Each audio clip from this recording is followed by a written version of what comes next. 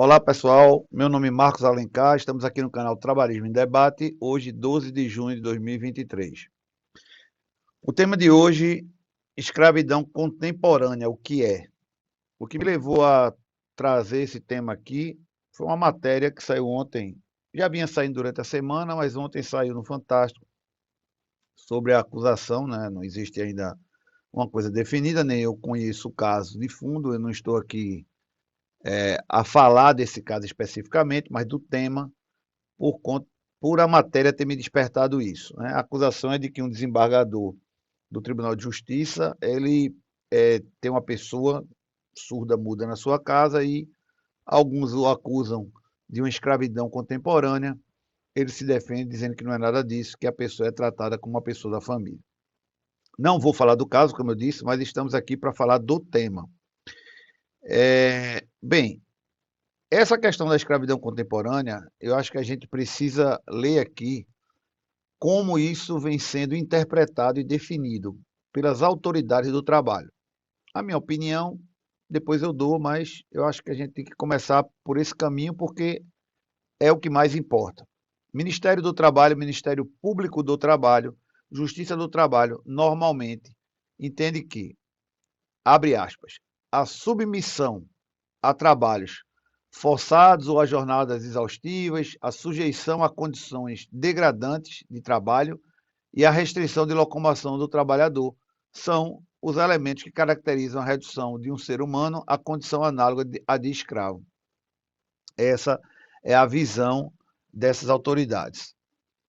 Na minha visão, eu entendo que isso só acontece, só pode ser qualificado como trabalho forçado ou trabalho análogo a escravo, quando o empregado ele não tem condições de acesso a terceiros, de sair daquele local, né, de mobilidade e nem de comunicação. Fecha esse parênteses, e aí a primeiro ponto, né, o objetivo dessa nossa conversa aqui, é trazer alguns alertas para quem está numa situação parecida ou similar a algo disso, que não caia nessa vala e enfrente gravíssimos problemas. A primeira coisa que a gente puxa aqui, né, para o debate é a questão da ajuda versus a mão de obra. Há muito tempo atrás, né, eu me lembro quando eu era meninote,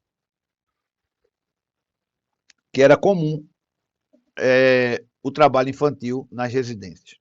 As pessoas mandavam seus filhos do interior para a cidade grande para que ficasse numa casa de família e ali ajudasse de alguma forma, em troca teria casa, comida, alimentação e o estudo, talvez, da escola pública. Ou se criava um comodismo e a pessoa ficava vivendo em troca de um prato de comida. Isso tanto é verdade que quando chegou a Constituição, quando foi promulgada a Constituição de 1988, houve um impacto muito grande quando exigiu que os empregos domésticos fossem remunerados com um salário mínimo. Eu vivi essa época, eu ainda fazia, eu estava há 3 anos na faculdade de Direito, e me lembro que foi uma coisa assim muito disruptiva, muito revolucionária. Tanto que eu, juntamente com o meu pai, eu escrevi um livretozinho que se chamava Cartilha do Empregador Doméstico, que era para ensinar as famílias a como fazer essa transição do modo antes Constituição Federal, que você pagava o que queria, dava o que queria, e o pós-Constituição Federal.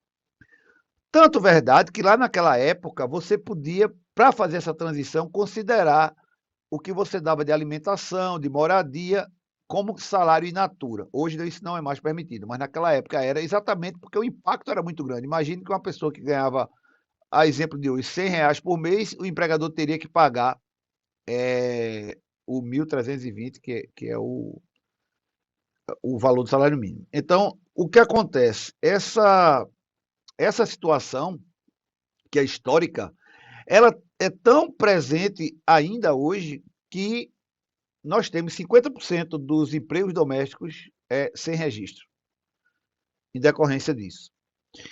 Então, essa história de eu vou ajudar e colocar uma pessoa dentro da minha casa, isso pode ser considerado trabalho escravo no aspecto contemporâneo.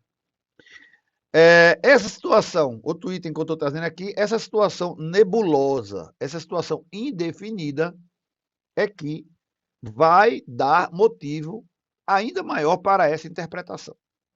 É preciso que, quando se lembre, que se analise o direito do trabalho, se considere que, havendo dúvida, a interpretação deve ser para a parte mais fraca, ou seja, em favor do trabalhador. Então, o pró-operário deve ser considerado. Então, se você tem uma pessoa dentro da sua casa e não tem uma definição do que ela representa, é importante que se defina isso, ou que se tire ela da sua casa. Essa situação, e aí eu vou trazendo outro tópico aqui, como é que isso acontece? Eu analiso vários casos assim, né, acompanho pela imprensa e por sites, por fóruns. Geralmente, sei lá, para não dizer 100%, os casos surgem através de uma denúncia. O Ministério Público do Trabalho recebe uma denúncia, ou o Ministério do Trabalho, e aí passa a haver uma investigação. E essa investigação, ela segue alguns indícios.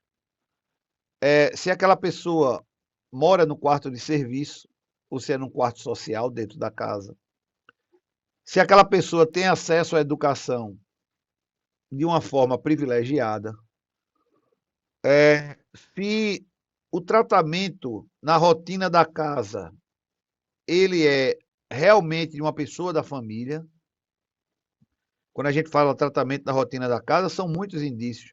Não é só sair uma foto de um final de ano ou de uma festa de aniversário.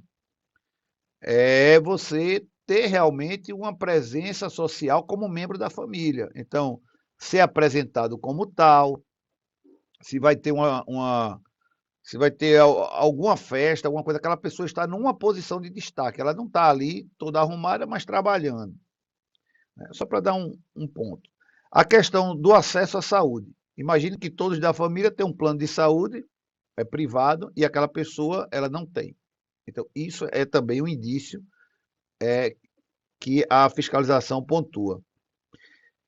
As viagens, né? As viagens, não só as viagens internacionais, porque às vezes acontece, inclusive existe um visto americano, só para exemplificar, específico para quando a pessoa viaja a trabalho, né? Você pode levar uma babá de um filho seu, mas as viagens de finais de semana. Então, se fica caracterizado que aquela pessoa viaja no final de semana, se a família toda vai para um hotel ou vai para uma casa de um amigo e leva aquela pessoa realmente como ente da família e ela participa ativamente, né, daquele ciclo social, aí sim estará caracterizado como uma pessoa que faz parte da família. Mas, repito, é importante que isso fique muito definido.